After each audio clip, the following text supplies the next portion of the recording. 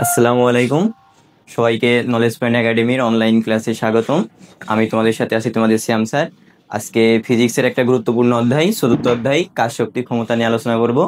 প্রত্যেকটা টপিক অনুযায়ী আলোচনা করব, সেখানে ম্যাথ থাকবে, এমসিকিউ সিকিউ ইনশাল্লাহ সবই সলভ করতে পারবা।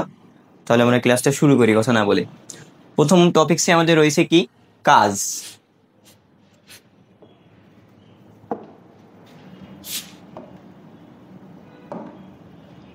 প্রথম টপিক কি রয়েছে আমাদের? কাজ। এখন ফিজিক্সের ভাষায় যে কাজটা বোঝায়, স্বাভাবিক ভাষায় এই কাজটা বোঝায় না। স্বাভাবিক ভাষায় একজন দারোয়ান যদি সারাদিন বসে থাকে, ঠিক আছে, বলে যে যদি আমি কাজ করছি, যে আমার এতটুকু কাজ হয়েছে, আমার কাজের একটা পারিশ্রমিক দেওয়া লাগবে, এটা আমরা একটা স্বাভাবিক ভাষায় দিয়ে দেবো। মানে বাহ্যিক যে আমাদের ব্যবহার বা কথার ধরন বা চালচলন, সেই অনুযায়ী আমরা তার কাজটা গ্রহণ করব। কিন্তু ফিজিক্সের ভাষায় কাজের সংজ্ঞাটাই সম্পূর্ণই আলাদা। কাজটা কি সংজ্ঞায়িত যদি আমরা করতে চাই, একটা বস্তু এম ভরের একটা বস্তু এখানে রয়েছে, যার একটা বেগ রয়েছে হচ্ছে ইউ। কিছু সময় পর আমি এর উপরে বল প্রয়োগ করছি, একটা এফ বল প্রয়োগ করার ফলে বস্তুটা কি গতিশীল হবে। একটা বস্তু এম ভরের একটা বস্তু রয়েছে, তার একটা বেগ রয়েছে হচ্ছে ইউ। কিছু সময় পর তার উপর আমি বল প্রয়োগ করছি, বল প্রয়োগ করলে অবশ্যই বস্তুটার স্মরণ ঘটবে। স্মরণ ঘটার পর সে এই বিন্দুতে আসে, আসার পর তার ভর এম ছিল, এমই রয়েছে, কিন্তু বেগের একটা পরিবর্তন হয়েছে, বেগটা হয়েছে কি? ভি। প্রাথমিক অবস্থায় বেগটা ছিল তার হচ্ছে ইউ, বল প্রয়োগ করার পরে তার বেগটা হচ্ছে ভি। এখন আমি যে বলটা প্রয়োগ করছি, বল প্রয়োগ করার ফলে বস্তুর স্মরণ ঘটছে। কতটুকু স্মরণ ঘটছে? ঠিক এখান থেকে এতটুকু স্মরণ ঘটছে, সেটা হচ্ছে এস। তার মানে কোন একটা বস্তুকে যদি বল প্রয়োগ করা হয়, তাহলে যদি তার স্মরণ হয়, তখন তাকে আমরা বলবো কি? কাজ। তাহলে কাজে যদি সংজ্ঞায়িত করতে চাই, তাহলে আমরা লিখতে পারবো কাজ বল ইন্টু স্মরণ। বল ইন্টু স্মরণ। তাহলে কাজের সংজ্ঞায় কাজটা আমরা প্রকাশ করে থাকি ওয়ার্ক ডাব্লু, বল প্রয়োগ থেকে বলকে প্রকাশ করে থাকি এফ দ্বারা, এবং স্মরণকে প্রকাশ করে আসছে এস দ্বারা। তাহলে আলটিমেট কাজ ইকুয়াল কি পাবো? F F into S. মানে কোনো বস্তুর উপরে যদি বল প্রয়োগ করা হয়, যদি তার স্মরণ ঘটে, তখন তাকে আমরা বলবো কি? কাজ। কিন্তু আমাদের যে বইতে দেওয়া আছে যে বল ইন্টু বলের দিকের সাথে স্মরণ, বলের দিকের সাথে স্মরণ, এই ব্যাখ্যাটি আমরা পরে আসি। যেহেতু আমরা প্রথমে শিখছি যে ডাব্লিউ ইকুয়াল কি? F S. মানে কোনো বস্তুর উপরে যদি তুমি বল প্রয়োগ করো, বল প্রয়োগ করলে যদি তার স্মরণ ঘটে, তখন তাকে আমরা বলবো হচ্ছে কাজ। তাহলে বলের দিকের সাথে স্মরণটা বলতে কি? যে এই বস্তুটা এই অবস্থানে ছিল, ঠিক এই অবস্থানে ছিল, আমি যখন বল প্রয়োগ করছি সে সামনের দিকে গতিশীল হয়েছে, গতিশীল হওয়ার পরে এই অবস্থানে হয়েছে, তার মাঝখানে একটা স্মরণ হয়েছে, হওয়ার ফলে তার কি একটা বেগের পরিবর্তন হয়েছে। বেগটা প্রাথমিক অবস্থায় ছিল কম, পরবর্তী বেগটা কি হয়েছে? বৃদ্ধি পাইছে, বৃদ্ধি পেয়ে হয়েছে ভি। এখন বলে যদি আমরা এককে আসি, কাজের এককে যদি আসি, কাজের ডাব্লিউ ইকুয়াল এফ এস। বলের একক কি? বলের একক হচ্ছে নিউটন। এসটা কি? এসটা হচ্ছে স্মরণ, স্মরণের একক হচ্ছে মিটার। তার মানে কাজের এককটা কি? Newton metre. আবার আরেকটা ভাষায় আমরা প্রকাশ করতে পারি, কাজের একক হচ্ছে জুল। এক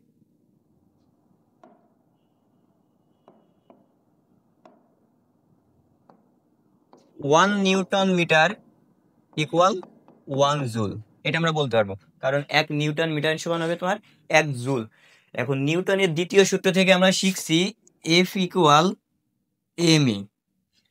বল হচ্ছে বস্তুর ভর এবং তার ত্বরণের গুণফলকে আমরা বলবো হচ্ছে বল। এখন কাজ equal W equal F S. F এর পরিবর্তে আমরা কি লিখতে পারবো? M A S. যদি মাত্রা বের করতে চাই, মাত্রা বের করতে গেলে এম, এমটা হচ্ছে ভর, ভরের মাত্রা কি? Capital M. এটা হচ্ছে ত্বরণ, ত্বরণের মাত্রা হচ্ছে LT⁻², ইন্টু এস, এসটা কি? স্মরণ, স্মরণের মাত্রা হচ্ছে এল। M into L into L, এল স্কয়ার T⁻², এটা হচ্ছে মাত্রা। তাহলে আমরা কি শিখলাম? কাজের সংজ্ঞা, যে কোনো বস্তুর উপরে যদি বল প্রয়োগ করা হয় এবং বলের দিকের সাথে যদি সরণ ঘটে তখন তাকে আমরা কাজ বলবো। কাজটা প্রকাশ করা হচ্ছে ডাব্লিউ দ্বারা। ডাব্লিউ ইকুয়াল হচ্ছে এফ এস, এফ হচ্ছে বল, এস হচ্ছে সরণ। এবং যদি একক নির্ণয় করতে যাই, বলের একক হচ্ছে নিউটন এবং সরণের একক হচ্ছে মিটার। তাহলে নিউটন মিটার হচ্ছে কাজের একক। আবার অন্যথায় আমরা বলতে পারবো কি? জুল। কাজের একক হচ্ছে জুল। নিউটনের দ্বিতীয় সূত্র থেকে আমরা দেখছি এফ ইকুয়াল এম এ। সেক্ষেত্রে আমরা কাজের এখানে বসাতে পারি এম এর জায়গায় এম এ ইন্টু এস। মাত্রা যদি বের করতে যাই, ভরের মাত্রা হচ্ছে ক্যাপিটাল এম, ত্বরণের মাত্রা হচ্ছে এল টু দি পাওয়ার -2, আর সরণের মাত্রা হচ্ছে এল। আলটিমেট আমরা লিখতে পারবো M L square T to the power -2। এটা হচ্ছে আমাদের কাজের মাত্রা। তার পরবর্তীতে যাই। এখন কাজকে যদি আমরা ভাগ করতে চাই, কাজকে যদি আমরা ভাগ করতে যাই, প্রথমত পাবো হচ্ছে ধনাত্মক কাজ বা পজিটিভ ওয়ার্ক। দ্বিতীয়ত পাবো হচ্ছে ঋণাত্মক কাজ।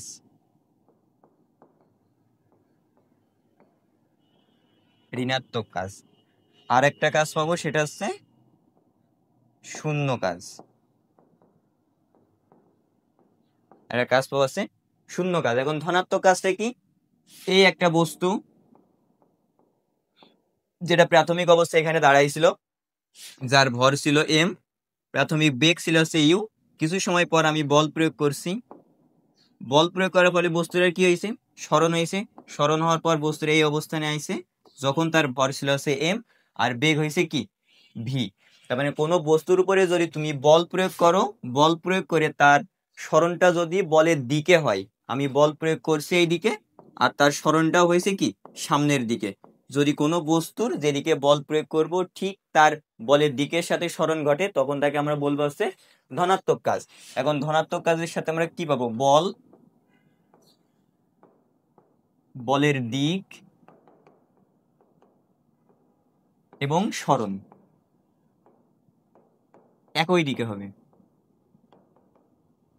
বলের দিক এবং সরণ একই দিকে হবে।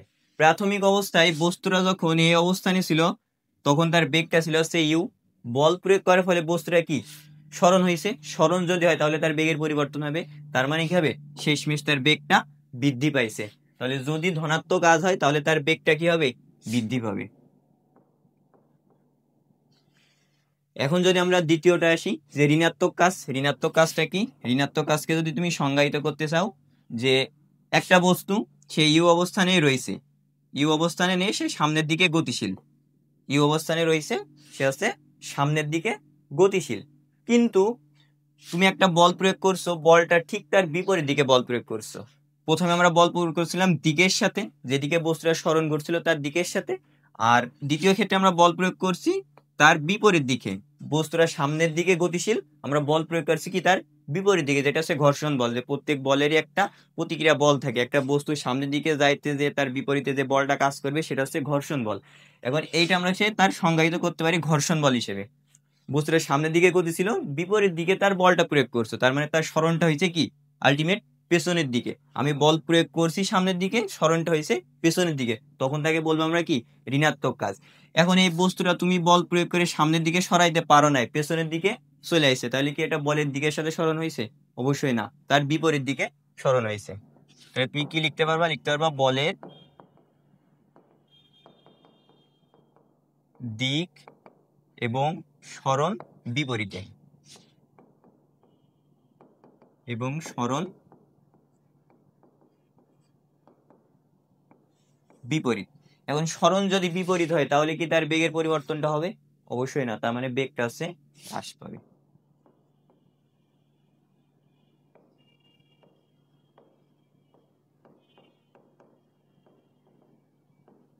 এখন আসে আমরা শূন্য কাজ। শূন্য কাজটা কি? শূন্য কাজকে আবার আমরা দুইটা ভাগে ভাগ করতে পারবো। শূন্য কাজ বলতে বোঝাবে যে কাজের মানটা হবে তোমার কি? শূন্য। শূন্য কাজ হওয়ার দুইটা শর্ত। প্রথমত, কাজের মানটা কিভাবে শূন্য হতে পারে? তুমি কোনো বস্তুর উপরে বল প্রয়োগ করছো কিন্তু তার সরণ ঘটে নাই, সেক্ষেত্রে কাজটা শূন্য হতে পারে। আবার কোনো বস্তুর বলটাই হচ্ছে শূন্য, কোনো বস্তুর বলটাই হচ্ছে শূন্য, যেমন এফ এর মানটাই কি? শূন্য। এখন কোন বস্তুর উপরে বলটা সবসময় শূন্য হবে? এমন একটা উদাহরণ কি আছে, উদাহরণ হচ্ছে যে এই হচ্ছে একটা বস্তু, এম ভরের একটা বস্তু যেটা ইউ বেগে গতিশীল, সেটা ইউ বেগে কি গতিশীল, এ তো আগে থেকেই গতিশীল রয়েছে, তাহলে কি এর উপর আমার কি বাইরে থেকে কোনো বল প্রয়োগ করা লাগছে? অবশ্যই না, বল প্রয়োগ করা লাগবে না। সুতরাং যখন বলের মানটা হবে শূন্য, বলের মানটা হবে কি শূন্য, এবং তার একটা প্রাথমিক অবস্থায় বেগ থাকবে, এই বেগটা প্রাথমিক অবস্থায় ইউ, কিছু সময় পর যে সে বেগটা ইউই তো থাকবে, এটা তার পরিবর্তন হবে না, কারণ বাইরে থেকে কোনো বল প্রয়োগ করা হচ্ছে না। সুতরাং প্রাথমিক অবস্থায় যে বেগটা ছিল পরবর্তীতে সে একই বেগ রয়েছে, তার মানে এটা হচ্ছে সমবেগ। তাহলে সমবেগের ক্ষেত্রেও কি হবে, কাজের মানটা শূন্য হবে, এই একটা শর্ত। আর একটা শর্ত হচ্ছে যদি সরণের মান শূন্য হয়, যদি সরণের মানটা শূন্য হয় তখন তাকে আমরা বলতে পারবো হচ্ছে কৃত কাজটা কি হবে, শূন্য হবে। এটা কিসের উদাহরণ দেওয়া যায়? উদাহরণ হচ্ছে একটা দেওয়াল, এই একটা দেওয়াল রয়েছে, এই দেওয়ালের উপরে যদি তুমি বল প্রয়োগ করো, তোমার গায়ে অনেক জোর, তুমি ওর উপরে একটা বক্সিং লাগাই দিছো দেওয়ালের উপরে, এখন লাগাই দেওয়ার পরে তুমি কি দেওয়ালটাকে সরাইতে পারছো? তুমি বল প্রয়োগ করে কি দেওয়ালটাকে সরাইতে পারছো? অবশ্যই পারছো না। যদি না পারো তাহলে কি আলটিমেট কোনো সরণ হয়েছে? তুমি বল প্রয়োগ করছো কিন্তু কোনো সরণ হয় নাই, বল প্রয়োগ করছো কিন্তু কোনো সরণ হয় নাই, তখন তোমার কাজের মানটা হবে কি শূন্য। আশা করি বিষয়টা বুঝছো। তাহলে আমরা কি দেখলাম, ধনাত্মক কাজ, ঋণাত্মক কাজ এবং শূন্য কাজ। তাহলে ধনাত্মক কাজটা কি? ধনাত্মক কাজ হচ্ছে বলের দিক এবং সরণ একই দিকে হবে এবং বেগটা যখন বৃদ্ধি পাবে তখন তাকে আমরা বলবো হচ্ছে ধনাত্মক কাজ। আর ঋণাত্মক কাজটা কি? যখন বল তুমি প্রয়োগ করবা একদিকে কিন্তু সরণটা হবে তার বিপরীত দিকে এবং বেগটা হ্রাস পাবে বা বেগটা হবে ঋণাত্মক, তখন তাকে আমরা বলবো হচ্ছে ঋণাত্মক কাজ। আর শূন্য কাজটা কি? শূন্য কাজ হওয়ার শর্ত আছে দুইটা, একটা হচ্ছে যখন তুমি বল প্রয়োগ করবা বলের মানটা আগে থেকেই শূন্য থাকবে, যেমন একটা বস্তু প্রাথমিক অবস্থায় ইউ বেগে রয়েছে, কিছু সময় পর সে ইউ বেগেই রয়েছে, মানে বেগের কোনো পরিবর্তন হয় না, সেটা রয়েছে তোমার সমবেগে, তখন তাকে আমরা বলবো হচ্ছে শূন্য বেগ বা শূন্য কাজ। আবার আরেকটা শর্ত কি? আরেকটা শর্ত হচ্ছে যে তুমি বল প্রয়োগ করছো কিন্তু সরণ ঘটে নাই, যেমন একটা দেয়ালের উপরে তুমি ধাক্কা দিছো, ধাক্কা দেওয়ার ফলে তার কোনো সরণ ঘটে নাই, মানে প্রাথমিক অবস্থায় দেওয়ালটা যেখানেই ছিল সেখানেই রয়েছে, তুমি তারে বল প্রয়োগ করে সামনের দিকে সরাইতে পারো নাই, তখন সেই কাজটা হবে শূন্য কাজ। আশা করি তিনটা কাজই বুঝছো। তারপরে কি আছে দেখি তো। এখন যদি আমরা কোনো একটা অঙ্ক করতে যাই, যে কাজের ক্ষেত্রে কাজ কেমন হবে, যে ধরো একটা 50 কেজি ভরের একজন ব্যক্তি, 50 কেজি ভরের একজন ব্যক্তি, তার উপরে 20 নিউটন বল প্রয়োগ করা হয়েছে, 20 নিউটন বল প্রয়োগ করা হয়েছে, কোন এক 50 কেজি ভরের একজন ব্যক্তি, তার উপরে 20 নিউটন বল প্রয়োগ করা হয়েছে, বল প্রয়োগ করে তার সরণ হয়েছে তোমার হচ্ছে 10 মিটার। একটা 50 কেজি ভরের একটা বস্তু বা একজন ব্যক্তি, তার উপরে তুমি 20 নিউটন বল প্রয়োগ করছে, বল প্রয়োগ করার পরে তার সরণ হয়েছে কত মিটার? 10 মিটার। এক্ষেত্রে কাজের পরিমাণটা কত হবে? কাজের পরিমাণটা হবে, কাজ আমরা কি ডাব্লিউ ইকুয়াল এফ এস, মানে বল ইন্টু কি সরণ। এখন বলের মান দেওয়া রয়েছে কত? বলের মান দেওয়া রয়েছে তোমার আছে 20 নিউটন। সরণের মান দেওয়া রয়েছে কত? সরণের মান দেওয়া রয়েছে তোমার হচ্ছে 10 মিটার, মানে 10 মিটার সরণ করছে, তাহলে আলটিমেট তার কত হবে? 200 জুল কাজ হবে, বা 200 জুল বা 200 নিউটন মিটার। এই অঙ্কগুলো তোমার কখনোই আসবে না, বড় জোর যদি তুমি কোনো একটা এমসিকিউ সলভ করতে যাও ওই 10টার ভিতরে একটাই পাইতে পারো, এত সহজ অঙ্ক তোমার কখনোই পরীক্ষায় দিবে না। এটা এমনি সিম্পল একটা থিওরি দিলাম সে দেখানোর জন্য। তার পরবর্তীতে আমরা আসি, কি লেখা রয়েছে যে অভিকর্ষ বল দ্বারা কাজ। এখন অভিকর্ষ বল দ্বারা কাজটা কেমন হবে? অভিকর্ষ বল দ্বারা কাজ হচ্ছে এই একটা তল, এই তলের উপরে একটা বস্তু, এম ভরের একটা বস্তু রয়েছে, এই বস্তুটার ভর হচ্ছে তোমার এম, যে বস্তুর ভর আছে তার অবশ্যই ত্বরণ ওজন থাকবে। এখন ওজনটা কাজ করবে কোন দিকে? ওজনটা কাজ করবে বস্তুটা ঠিক অভিকর্ষ ত্বরণটা যেদিকে কাজ করছে ঠিক সেই দিকে তার ওজনটা কাজ করবে, তাহলে ওজনটা কাজ করবে তার হচ্ছে নিচের দিকে। কিছু সময় পর এই বস্তুটাই এই অবস্থানে উঠছে,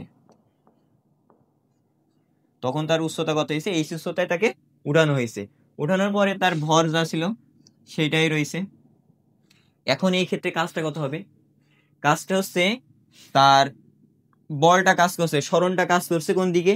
ঠিক নিচের দিকে এমজি বরাবর, মানে ওজনটা যেদিকে কাজ করবে তার সরণটাও ঠিক সেই দিকেই কাজ করবে, মানে নিচের দিকে কাজ করছে, নিচের দিকে কাজ করছে। এখন তুমি বলটা প্রয়োগ করছো কোন দিকে? বলটা প্রয়োগ করা হয়েছে উপরের দিকে। তুমি বল প্রয়োগ করছো হচ্ছে উপরের দিকে, কিন্তু কাজটা হয়েছে কোন দিকে? ঠিক নিচের দিকে। তাহলে তুমি সূত্র কি লিখতে পারি? আমরা ডাব্লিউ ইকুয়াল এফ এস, এটা লিখতে পারবো। এখন বল যেটা F equal M A, F equal M A, এটা কোন ক্ষেত্রে ব্যবহার করি? যখন আনুভূমিক বরাবর কোনো কাজ করা হয় বা আনুভূমিক বরাবর কোনো বল প্রয়োগ করা হয় তখন আমরা এটা ব্যবহার করি। কিন্তু যখন অভিকর্ষ বা উলম্ব বরাবর যখন কোনো কাজটা আমরা করে থাকি তখন ব্যবহার করি কোনটা? তখন আমরা ব্যবহার করি হচ্ছে এর পরিবর্তে জি, এম জি। তাহলে তুমি এফ এর জায়গায় কি লিখতে পারবা? এম জি, এটা লিখতে পারবা, কারণ সে নিচের দিকে ক্রিয়া করছে, তার সরণটা হচ্ছে নিচের দিকে, কিন্তু তারে বল প্রয়োগ করে তুমি তুলছো কোথায়? ঠিক উপরের দিকে। এখন এই যে তুমি উপরের দিকে তুলছো, এতটুকু তার সরণ হয়েছে। এই সরণটা আমরা ব্যবহার করি কোথায়? এই সরণটা ব্যবহার করি যখন আনুভূমিক বরাবর কোনো বস্তুর একটা সরণ ঘটে, তখন আমরা এস ব্যবহার করে থাকি। যখন উলম্ব বরাবর কোনো বস্তুর একটা সরণ হবে, সরণে পার্থক্য তৈরি হবে, তখন তো এটা আমরা ব্যবহার করবো হচ্ছে এইচ। তাহলে এস ইকুয়াল কি? এইচ। তুমি এস এর পরিবর্তে কি লিখতে পারবা? এইচ লিখতে পারবা। এখন আমরা একটা জিনিস দেখছি না, যে ঋণাত্মক কাজের শর্ত কি? বলের দিক হবে, বলের দিক এবং সরণটা কি বিপরীত দিকে হবে, তখন কাজটা হবে কি তোমার? ঋণাত্মক কাজ হবে না? বলটা তুমি প্রয়োগ করছো একদিকে, কাজটা হয়েছে, সরণটা হয়েছে নিচের দিকে, তাহলে সেটা হবে ঋণাত্মক কাজ। তাহলে আমরা এখানে লিখতে পারি না যে এইটা তো তার সরণ, এটা হচ্ছে তার কি আলটিমেট একটা নিচের দিকে বল কাজ করছে, আর সরণটা হয়েছে কি তার উপরের দিকে, মানে এইচ এর মানটা মাইনাস না। তাহলে আমরা এমন লিখতে পারি না এম জি এইচ, এটা লিখতে পারি?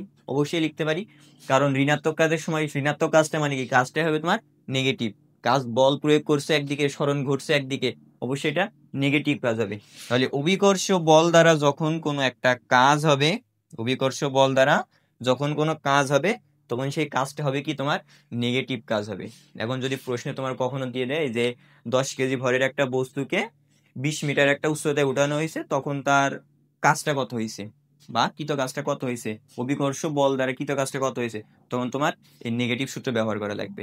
এখন স্যার আমরা পজিটিভ সূত্র তো আমাদের বইয়ে রয়েছে, এটা আমরা কিভাবে ব্যবহার করব? এটাও আছে।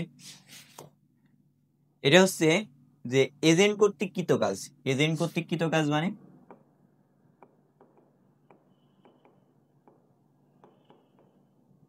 এজেন্ট কর্তৃক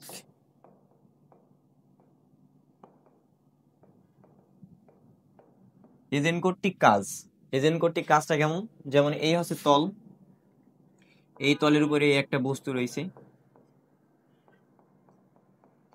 এই বস্তুটাকে তুমি বাইরে থেকে একটা ফোর্স প্রয়োগ করছো, মানে বাইরে থেকে একটা বল দিছো, বল দিয়ে এই বস্তুটারে তুমি এই উপরে তুলে নিয়ে গেছো, এই জায়গাতে নিয়ে গেছো।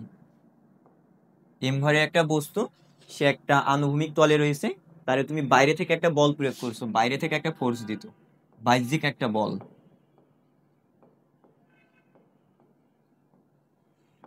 বাহ্যিক একটা কি দিছো? বল দিছো। এই বাহ্যিক বলটা দিয়ে তুমি সেই বস্তুটাকে এখানে উঠাই নিয়ে গেছো। এখন এখানে যখন তুমি উঠাইছো, এখানে একটা সরণ ঘটছে, এই সরণটা আলটিমেট কি হবে তোমার? এইচ হবে। তার মানে তুমি বলটা প্রয়োগ করছো উপরের দিকে, বস্তুটাকে টেনে নেওয়ার জন্য তুমি উপরের দিকে বলটা প্রয়োগ করছো, এবং ঠিক তার সরণটাও ঘটছে কি উপরের দিকে। তখন আমরা কাজটা কি লিখতে পারবো? তখন কাজ equal F S. F equal কি? এফ ইকুয়াল হচ্ছে এম জি, আর এস এর মানটা কি হবে তোমার? এই হিসাবে, মানে এই কাজটা হবে তোমার তখন হচ্ছে ধনাত্মক কাজ। তাহলে এজেন্ট কর্তৃক কৃত কাজ বা বাহ্যিক বল দ্বারা যদি কোনো বস্তুর উপরে কোনো কাজ করা হয়, তখন সেই কাজটা হবে হচ্ছে ধনাত্মক কাজ। আর যখন অভিকর্ষ বল দ্বারা কোনো কাজটা হবে, তখন কাজটা হবে তোমার হচ্ছে ঋণাত্মক কাজ। এটা যখন তুমি অ্যান্সার করবা, তখন এটা তোমার একটু খেয়াল রাখা উচিত যে কিসের মাধ্যমে কাজটা করছে, বাহ্যিক কোনো বল দ্বারা কাজ করছে নাকি হচ্ছে অভিকর্ষ বল দ্বারা কাজ করছে। আমরা সাধারণত যে অঙ্কগুলো সলভ করে থাকি সবগুলো তোমার এই এজেন্ট কর্তৃক, মানে এজেন্ট দ্বারা কাজ থেকে, যে বাইরে থেকে বল প্রয়োগ করে বস্তুটাকে এক জায়গা থেকে আরেক জায়গায় নিয়ে যাওয়া হয়েছে, স্মরণ করা হয়েছে, তখন তার পরিমাণটা কত হয়েছে, তখন আমরা এই সূত্রটা ব্যবহার করব। আর যখন তোমার একটা স্পেসিফিক ভাবে বলে দিবে যে অভিকর্ষ বল দ্বারা কাজটা কত হবে, তখন তোমার সেই কাজটার মান হবে কত, নেগেটিভ কাজ বা ঋণাত্মক কাজ। মানে একটা ম্যাথ দেখি, যে 40 কেজি ভরের একটি বস্তু নিয়ে 40 কেজি ভরের একটি বস্তু নিয়ে 50 কেজি ভরের একজন ব্যক্তি 18 তলার সিঁড়ি বেয়ে উঠলো। প্রতি তলায় 10 মিটার হলে কৃত কাজের পরিমাণ কত? কারণ এখানে তো তোমার বলে দেয় নাই যে অভিকর্ষ বল দ্বারা কাজের পরিমাণ কত বা কি সামথিং, কোনো কিছু বলে নাই। যদি কোনো কিছু বলা না থাকে তাহলে আমরা আলটিমেট যে সূত্রটা জানি যে W = mgh, তখন আমরা ওই সূত্রটা ব্যবহার করবো। তখন আমাদের দেওয়া আছে মানগুলা কি কি আমরা লিখিত, তোমার দেওয়া আছে হচ্ছে ভর কত, ওই ব্যক্তির ভর হচ্ছে 50 কেজি এবং তার মাথার উপরে যে ওজনটা রয়েছে সেটা হচ্ছে 40 কেজি। তাহলে আলটিমেট এম এর মান হবে তোমার হচ্ছে 50 যোগ 40, মানে হচ্ছে 90 কেজি। এইটা এখন সূত্রটা কি, সূত্র হচ্ছে W = mgh। এম এর মানটা পাইছি আমরা, জি এর মানটা জানি 9.8। এখন এইচ এর মানটা কি, উচ্চতা কতটুকু হয়েছে, টোটাল সিঁড়ি হচ্ছে তোমার 18টা এবং প্রতি তলার সিঁড়ির উচ্চতা কত, 10 মিটার করে। প্রতি তলার সিঁড়ির উচ্চতা কত করে, 10 মিটার করে।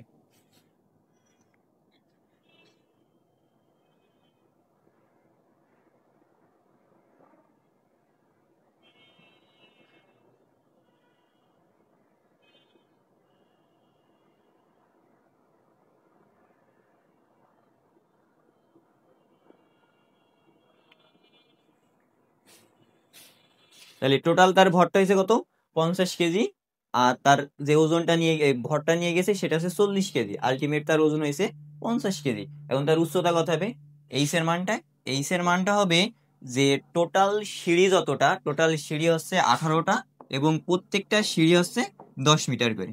প্রত্যেকটা সিঁড়ি কত মিটার করে, 10 মিটার করে। তাহলে এটারে গুণ করবে, 18 গুণ 10 মানে হচ্ছে 180। এটা হচ্ছে তার উচ্চতা। এখন মানটা বসাও, এম এর মান হচ্ছে তোমার 90 কেজি, জি এর মান 9.8 ইন্টু এইচ এর মানটা কত, এইচ এর মান হচ্ছে 180। এটা করলে এখানে যে অ্যান্সারটা আসবে সেটাই তোমার উত্তর হবে। ও এখন হচ্ছে যে কি, কৃত কাজ কাজ সর্বদাই কাজের একক হচ্ছে তোমার কি, জুল বা নিউটন মিটার। তুমি যে কোনো একটা লিখতে পারো, জুল বা নিউটন মিটার। এই ছিল একটা ম্যাথ। এরপরে টপিক্সে যাই, শক্তি। টপিক 3 আছে কি, শক্তি। শক্তিটা কি, আমার গায়ে এত জোর আছে এটাই শক্তি নাকি, যে আমি ওরে মাইরে ফাটাই ফেলাতে পারি এটাই হচ্ছে আমার শক্তি? শক্তি আসলে এমন শক্তি না। বিষয়টা হচ্ছে এই যে তুমি একজন ব্যক্তি যে এই অবস্থানে দাঁড়ায় আছো, সে আমি তোমারে বললাম যে তুমি দৌড়াও, দৌড়িয়ে ঠিক এই অবস্থানে আইছো। এই যে তুমি এই অবস্থানে দাঁড়াইছিলে আমার সাথে, ইউ একটা বেগ নিয়ে দাঁড়াইছিলে, কিন্তু তোমার আমি বললাম যে তুমি হচ্ছে যে দৌড়াইয়া বা এখান থেকে ছুটে চলে যাও, ওই ওই কোন একটা জায়গাতে যাও। তুমি কিছু সময় পর এই অবস্থানে আইছো, মাঝখানে একটা দ্রুত অতিক্রম করছো, করে তুমি এই অবস্থানে আইছো, তখন তোমার বেগটা হয়েছে কি, ভি। মানে এখানে তুমি স্থির অবস্থায় দাঁড়িয়েছিলে, তোমার কিছু সময় পর বেগটা কি, বৃদ্ধি পাইছে। তার মানে তুমি এখানে দাঁড়িয়েছিলে যখন, তোমার আমি বললাম যে তুমি দৌড়িয়ে চলে যাও, তুমি চলে যাইতে পারছো।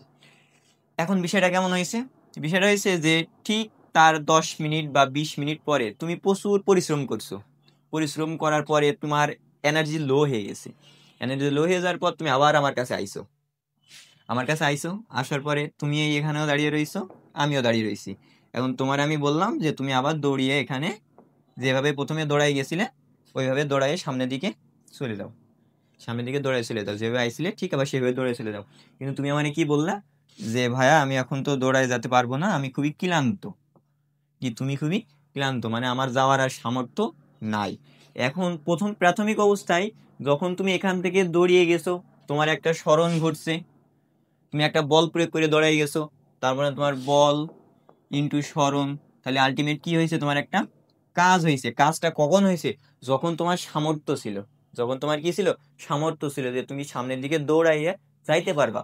মানে যখন এই প্রাথমিক প্রথম ঘটনা ঘটেছে, যখন তোমার কাজ করার সামর্থ্য ছিল, মানে দৌড়ানোর সামর্থ্য ছিল, কাজ বা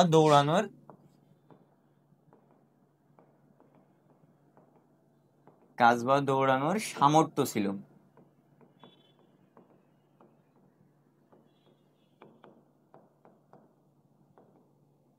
কাজ বা দৌড়ানো কি ছিল, তোমার সামর্থ্য ছিল, তখন তুমি সামনের দিকে দৌড়াই চলে গেছো, কিন্তু কিছুক্ষণ পরে এখানে আইছো, আসার পরে তুমি কি আর যাইতে পারো নাই কেন? কারণ তোমার কাজ করার কোনো সামর্থ্য নাই। মানে এখান থেকে তুমি যে এই বিন্দু থেকে যে এই বিন্দুতে আসবা, তখন তোমার কোনো সামর্থ্য নাই। তাহলে কাজ হবে না কখন, বা শক্তিটা প্রয়োগ হবে না কখন? যখন তোমার কোনো কাজ করার সামর্থ্য থাকবে না। কাজ করার সামর্থ্য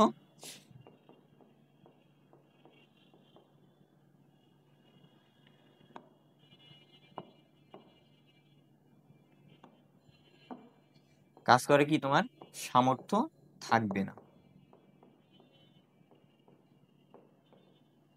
থাকবে না।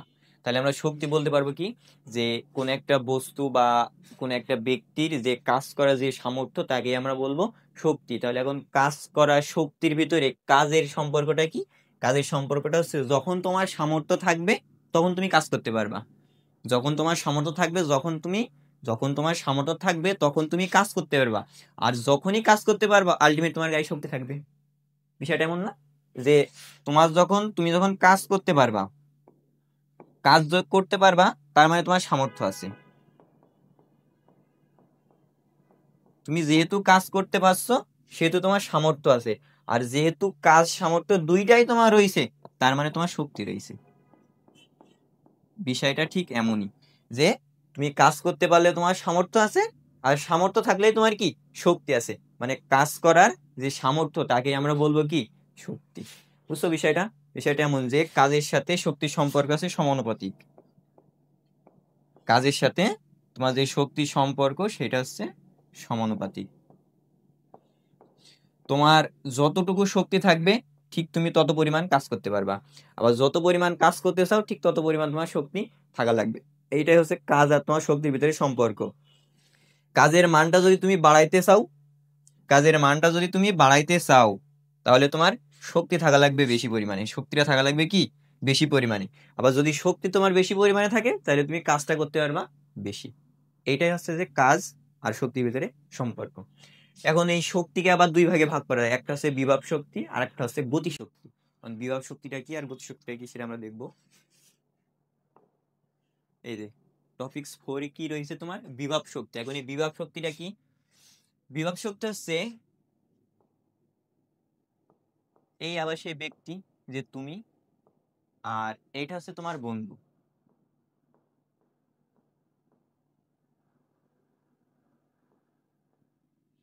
এই হচ্ছে একজন ব্যক্তি, আর এই হচ্ছে আরেকজন ব্যক্তি। এই ব্যক্তি, তোমার ব্যক্তি হচ্ছে এক্স ব্যক্তি, আর তোমার বন্ধু হচ্ছে ওয়াই। বুঝা গেছে যে তুমি হচ্ছে এক্স আর তোমার বন্ধু হচ্ছে ওয়াই। এখন তোমার এই যে বন্ধু, তোমার এই যে বন্ধু রয়েছে না, তোমার এই বন্ধুটা চাইছে যে সে তোমার দিকে আসবে। তোমার দিকে কি করবে? সে আসবে। সে যদি তোমার দিকে আসতে চায়, তাহলে তার কি থাকা লাগবে? সামর্থ্য থাকা লাগবে। কাজ করতে হলে কি তার স্মরণ ঘটা লাগবে, ঘটলেই তো তোমার কাছে আসতে পারবে, অন্যথায় তো আসতে পারবে না। তার মানে তার ভিতরে একটা সুপ্ত একটা শক্তি রয়েছে, সুপ্ত একটা, যে সে এখান থেকে যখন আসবে, তার ভিতরে একটা বল রয়েছে। আবার এখান থেকে যে এত দূর আসতে পারছে, মানে একটা স্মরণও ঘটছে। তাহলে যখন তার বল আর স্মরণ ঘটবে, তখন সে কাজ করবে। আর যে কাজ করতে পারবে, তার ভিতরে শক্তি আছে। আর এই যে সুপ্ত অবস্থা, এই বস্তুটার ভিতরে যে শক্তিটা আছে, মানে ওয়াই ব্যক্তি এক্স এর দিকে কি গতিশীল, এক্স এর দিকে গতিশীল।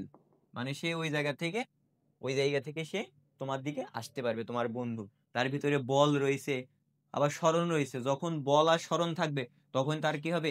কাজ করার সামর্থ্য থাকবে, কাজ যে করতে পারবে, তার শক্তি থাকবে। আর এই যে সুপ্ত অবস্থায় যে শক্তিটা রয়েছে না এর ভিতরে, এটাই হচ্ছে বিভব শক্তি। মানে কোন একটা বস্তুর ভিতরে বা কোন একটা ব্যক্তির ভিতরে সুপ্ত অবস্থায় যে শক্তিটা লুকায়িত অবস্থায় থাকে, সেটাই হচ্ছে তার বিভব শক্তি। কোনো বস্তুর ভিতরে সুপ্ত অবস্থায় যে শক্তিটা থাকবে, সেটা হচ্ছে বিভব শক্তি। এখন এই বিভব শক্তি কি শুধু এই ব্যক্তিদের ক্ষেত্রে হয়? শুধু কি ব্যক্তির ক্ষেত্রে হয় এমন কি না? দেখো তো, একটা স্প্রিং, তুমি একটা স্প্রিং এ চিন্তা করো, যে এই হচ্ছে একটা স্প্রিং। স্প্রিং এর এই প্রান্তে একটা ভর ঝুলানো রয়েছে, এখন তুমি কি করছো? এই যে যে ভরটা রয়েছে না, এই ভরটারে টান দিছো এইদিকে, তোমার দিকে একটু টেনে নিছো। টেনে নিলে আলটিমেট কি হবে? এটা এমন লম্বা হয়ে যাবে, এমন লম্বা হয়ে যাবে। তুমি এখানে টানছো, টেনে এই জায়গা থেকে তুমি এটা টেনে নিয়ে আইছো, নিয়ে আসে এখন এটা ধরে রাখছো, হাত দিয়ে ধরে রাখছো। ধরে রাখলে কি সে যাইতে পারবে? পারবে না। যখন তুমি ওরে ছেড়ে দিবা তখন সে কি আবার আগের অবস্থায় চলে আসতে চাইবে? যখন তুমি তারে টানার পরে ছেড়ে দিবা, ছেড়ে দিলে সে কি আবার আগের অবস্থায় ফিরে আসতে চাইবে। এখন যখন তুমি এই অবস্থায় ওর ধরে রাখছো, তার ভিতরে যে লুকায়িত শক্তিটা রয়েছে, যে সে আবার আগের অবস্থায় ফিরে আসতে পারবে, এটা হচ্ছে তার বিভব শক্তি। সো এখন বিভব শক্তিটা তাহলে কি হবে? বিভব শক্তি হবে ডাব্লিউ ইকুয়াল এম, তার ভর না, আলটিমেট এফ এস। এখন এফ এর জন্য কি লিখতে পারি আমরা? M A S. এটা হচ্ছে তোমার কি, আনুভূমিক বরাবর যদি কোনো ঘটনা ঘটে থাকে তখন তার ভিতরে বিভব শক্তি। এখন মনে করো যে আমার ভূমিতে কোনো কাজ ভালো লাগছে না, আমি এখন শূন্যে কাজ করব। আমি সবসময় উচ্চতা নিয়ে কাজ করতে চাই, উচ্চতা নিয়ে কাজ করব। উচ্চতায় কাজ করার জন্য যে এই একটা তল, তলের উপরে এই একটা বস্তু রয়েছে, এম ভরের একটা বস্তু রয়েছে, তারে তোমার গায়ে প্রচুর শক্তি, তুমি ওরে টেনে নিয়ে উপরে উঠাইছো, এই যে এই বিন্দুতে নিয়ে আইছো, এই বিন্দুতে নিয়ে গেছো, নিয়ে ধরে রাখছো। যেমন আমার হাতের এই যে যে কলমটা রয়েছে, যে কলমটা রয়েছে, এটা এই অবস্থায় রয়েছে। এখানে আমি হাতের উপরে এভাবে ধরে রাখছি, ধরে নিয়ে আমার গায়ে জোর আছে, অনেক শক্তি আছে, উপরে উপরে নিয়ে গেছি। উপরে এখান থেকে আমি এর উপরে তুলছি। তোলার পর যদি আমি এর ছেড়ে দিই তাহলে কি হবে? সে নিচে পড়ে আসবে। মানে আমি এখান থেকে ধরে রাখছি, ধরে রাখার পর যেই ছেড়ে দিছি সে কি নিচে চলে আসতে চাইছে। মানে এই অবস্থায় যখন ছিল, এই অবস্থায় যখন কলমটা ছিল, তখন তার ভিতরে একটা শক্তি রয়েছে যে আমার যখনই ছেড়ে দিবে আমি নিচের দিকে চলে আসবো। যখন সে নিচের দিকে চলে আসতে চাইবে তখন সে একটা দ্রুত অতিক্রম করবে। সে দ্রুত কি এস দ্রুত অতিক্রম করবে। তার ভিতর ওখান থেকে একটা বল নিয়ে আসবে, সেই বলটা কি তোমার এফ। তাহলে আলটিমেট তুমি কি পাবা? কাজ ইকুয়াল এফ এইচ, এইটা পাবা। এখন এফটা কি? এফ এর মান হচ্ছে ওই যে ওই বস্তুর একটা ভর আছে, সেই ভরটা হচ্ছে এম। আর নিচের দিকে যেহেতু চলে আসছে, একটা টান নিয়ে আসবে, অভিকর্ষের ত্বরণে তারে নিচের দিকে নিয়ে আসবে, সেটা হচ্ছে জি। আর এইটা কি হবে? তোমার এইচ, উচ্চতা। তার মানে বিভব শক্তি ইকুয়াল কি? M G H. আশা করি বিষয়টা বুঝছো, যে কোনো বস্তুর ভিতরে যে লুকায়িত অবস্থায় যে শক্তিটা সঞ্চিত থাকে, যে বল প্রয়োগ করার পরে সেই বস্তুটা আবার আগের অবস্থায় ফিরে আসতে পারবে, সেটা হবে তার কি বিভব শক্তি। মানে কোনো বস্তুর ভিতরে সুপ্ত অবস্থায় যে বলটা থাকে বা যে শক্তিটা লুকায়িত থাকে, সেটা হচ্ছে বিভব শক্তি। এরপরে দেখি তো কি আছে।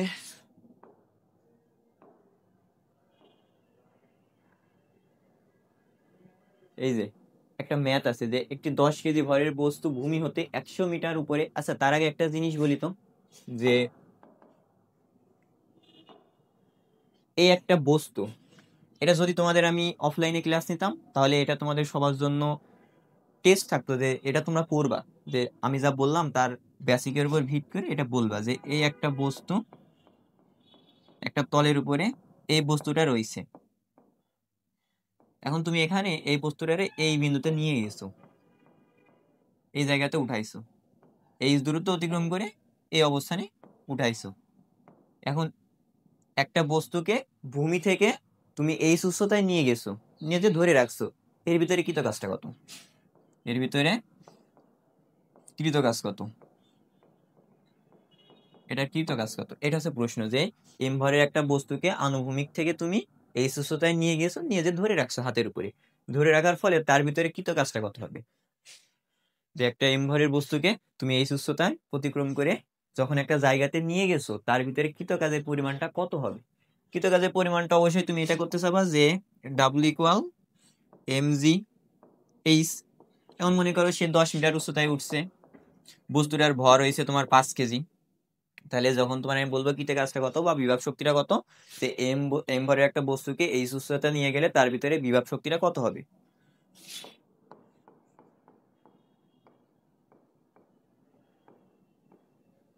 বিভব শক্তিটা কত হবে? যখন তুমি কৃত কাজটা করতে চাইবা তখন তুমি কাজ কি করবা? কৃত কাজ যখন করবা, W equal M G H, এটা করবা।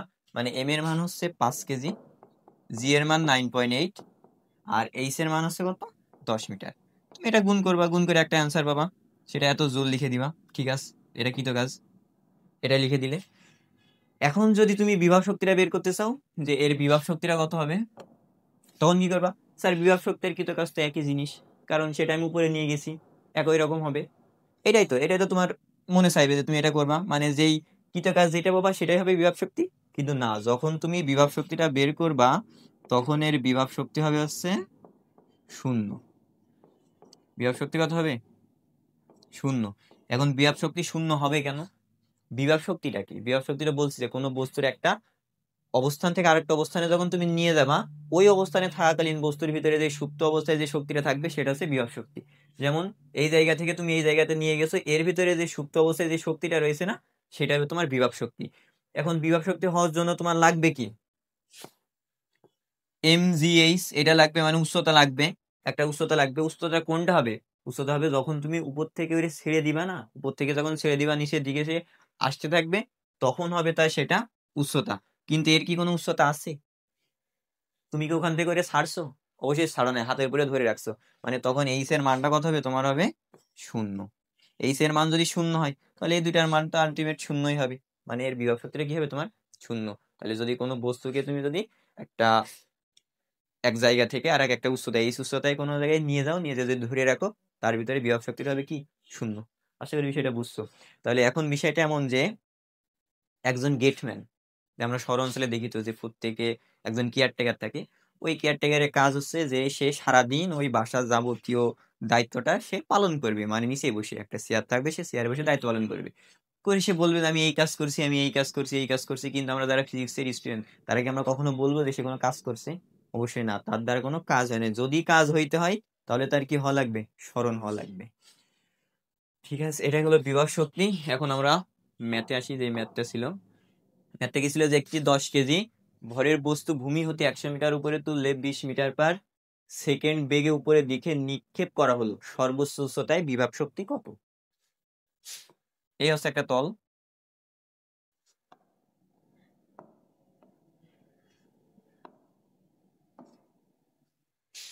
এই হচ্ছে একটা তল। এই তলের থেকে কত মিটার উচ্চতায়? 100 মিটার উচ্চতায়। এতটুকুর উচ্চতা তোমার হচ্ছে কত? 100 মিটার।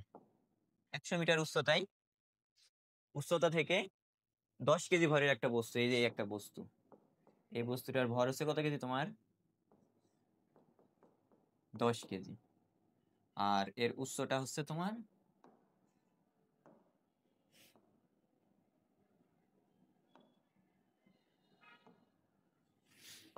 উচ্চতা 100 মিটার। একটা তল থেকে 100 মিটার উচ্চতায় একটা বস্তু রাখা হয়েছে। এই বস্তুটাকে এখান থেকে 20 মিটার/সেকেন্ড বেগে নিক্ষেপ করা হয়েছে।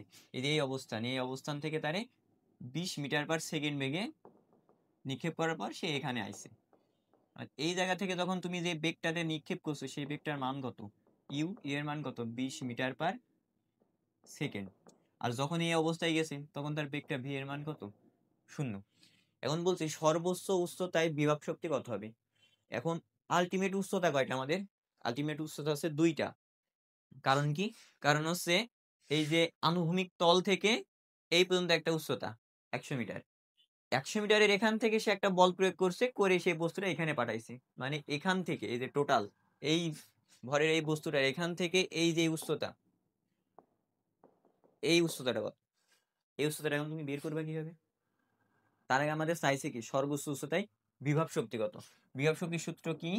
W=mgh। এইটা এম এর মান দেওয়া রয়েছে কত? এম এর মান হচ্ছে তোমার 10 কেজি।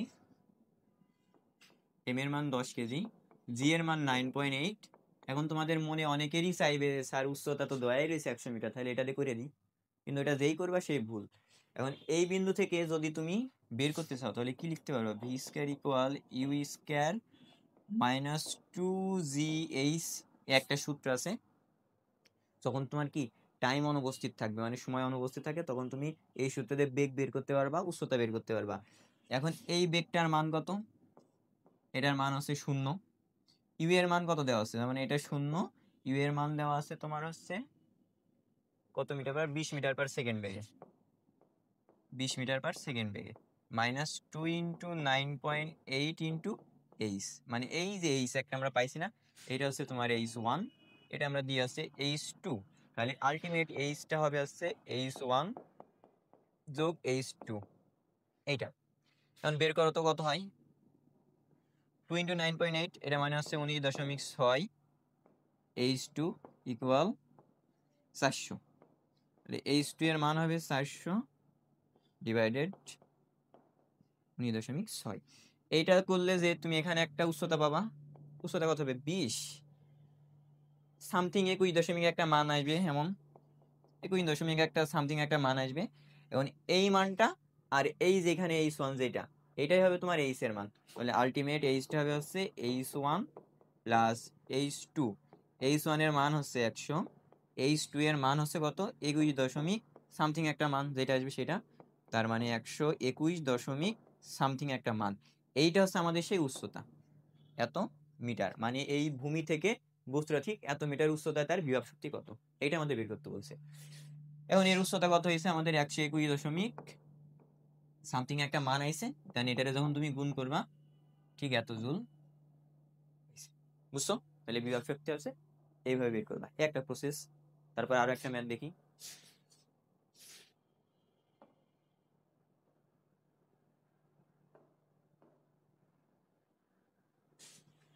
যদি তুমি এটা করতে চাও, এরপরে কি আছে গতিশক্তি। বলছিলাম যে শক্তির দুইটা ভাগ আছে, একটা আছে বিভব শক্তি, একটা আছে গতিশক্তি।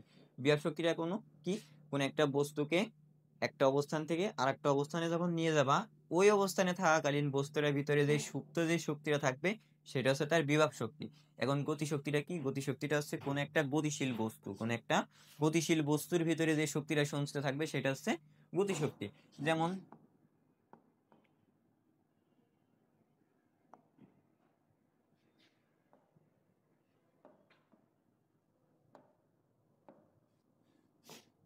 এই তোমার বন্ধু, সে সবসময় রানিং, সবসময় চলন্ত অবস্থায় থাকে, যেমন এই সারাদিন দৌড়ায় বেড়াচ্ছে, এর কাজই হচ্ছে দৌড়ানো।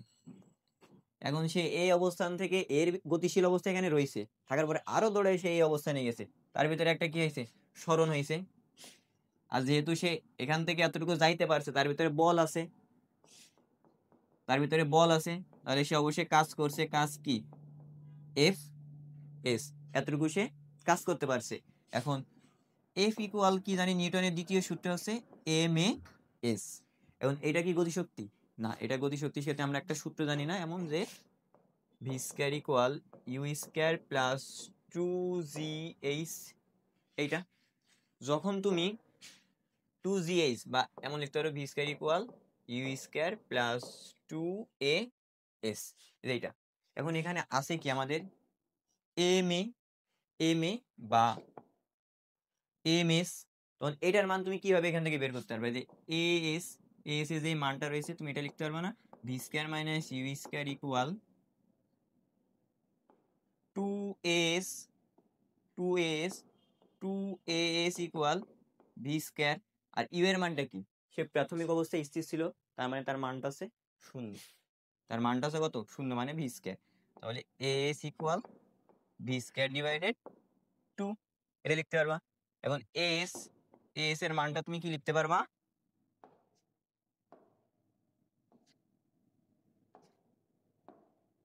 এস এর মানটা লিখতে পারবা এম ইন্টু এস, মানে V square divided 2, ultimate M V square divided 2 বা হাফ এম ভি স্কয়ার। তাহলে গতিশক্তি আমরা কি এটা বের করতে পারলাম। গতিশক্তি আমাদের প্রকাশ করা আছে ই কে দ্বারা, E K into half M V square. এখন সম্পর্ক কি? এম তো ভর, ভরের মানটা তুমি পরিবর্তন করতে পারছো না। আর বেগটা কি? বেগ হচ্ছে প্রাথমিক অবস্থার পরবর্তী যে বেগটা পাবা সেইটা। ই কে এর সাথে এটা তো কনস্ট্যান্ট মান, এটা কোনো কাজ নাই, এম ভি স্কয়ার ডিভাইডেড 2। গতিশক্তির সাথে তোমার ভরের এবং বেগের সম্পর্কটা কি? প্রথমে আমি যখন একটা দ্বিতীয় অধ্যায় করাইছি তখন এটা বলছিলাম যে এফ ইকুয়াল এম এ, এর ভিতরে সম্পর্ক কি? সমানুপাতিক সম্পর্ক। সমানুপাতিক সম্পর্ক হবে কখন? যখন তুমি এফ এর মানটা বৃদ্ধি করবা তখন এম এবং এ এর মানটা আলটিমেট বৃদ্ধি পাবে, বা যদি তুমি ত্বরণের মানটা বৃদ্ধি করো তখন এফ এর মানটা বৃদ্ধি পাবে, আবার এম এর মানটাও যদি বৃদ্ধি করো এফ এর মানটাও বৃদ্ধি করবে। মানে একটা চলকের মানের পরিবর্তনের ফলে যদি আরেকটা চলকের মানের পরিবর্তন হয় তখন তাকে আমরা বলবো হচ্ছে সমানুপাতিক সম্পর্ক। এই একটা সম্পর্ক আছে। দেন তুমি আরেকটা করতে পারো যে দুইটা চলকের ভিতরে যদি লবের সাথে লবের সম্পর্ক থাকে বা হরের সাথে হরের সম্পর্ক থাকে, তখন সেটা হবে সমানুপাতিক সম্পর্ক। যেমন এদের নিচে কিছু নাইমান আছে, 1 আছে, এর নিচে কিছু নাইমান আছে, 1 আছে। তাহলে এফ এর সাথে এম এ আছে লবে লবে সম্পর্ক, মানে এটা হচ্ছে সমানুপাতিক সম্পর্ক। যদি এমন আসে এ ইকুয়াল এফ ডিভাইডেড এম, তখন এর নিচে কিছু নাইমান আছে, 1 আছে, মানে এ এর সাথে এফ এর সম্পর্ক আছে সমানুপাতিক। যদি তুমি ত্বরণের মান বৃদ্ধি করো তাহলে বলের মান বৃদ্ধি পাবে। আর একটা লবের সাথে আর একটা চলকের হরের সম্পর্ক আছে ব্যস্তানুপাতিক, মানে ত্বরণের মানটা যদি বৃদ্ধি করো তাহলে এম এর মানটা হ্রাস পাবে, আবার এম এর মানটা যদি বৃদ্ধি করো তাহলে ত্বরণের মানটা হ্রাস পাবে। এই হচ্ছে সমানুপাতিক আর ব্যস্তানুপাতিক সম্পর্ক। তাহলে গতিশক্তির সাথে ভরের আর বেগের সম্পর্কটা কি? সমানুপাতিক। তুমি যদি বেগটা বৃদ্ধি করো তাহলে তার গতিশক্তি বৃদ্ধি পাবে, আবার যদি এমটাও বৃদ্ধি করো তাহলে তার গতিশক্তি বৃদ্ধি পাবে। মানে ই কে এর মান যদি বৃদ্ধি করতে চাও তাহলে তুমি এম এর মানটা বৃদ্ধি করে দাও, আবার যদি ই কে এর মান বৃদ্ধি করতে চাও তাহলে আবার তুমি ভি এর মানটা বৃদ্ধি করে দাও। এটা হচ্ছে গতিশক্তির কনসেপ্ট। নলেজ পয়েন্ট একাডেমি, স্বপ্ন পূরণের লক্ষ্যে থাকো এগিয়ে।